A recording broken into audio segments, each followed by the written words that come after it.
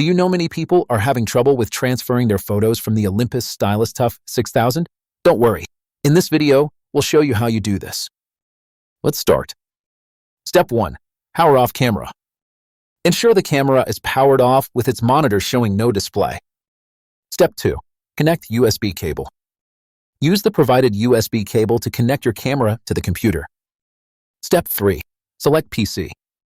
Once connected, the camera should automatically turn on and display a menu. Select PC and confirm your selection. Step 4. Locate disk. Your computer will detect the camera as a removable disk. Navigate to access your images. Step 5. Copy photos. Copy the photos to a desired folder on your computer by dragging and dropping or using copy-paste. With these steps, you should now be able to effortlessly transfer your photos from the camera to your computer.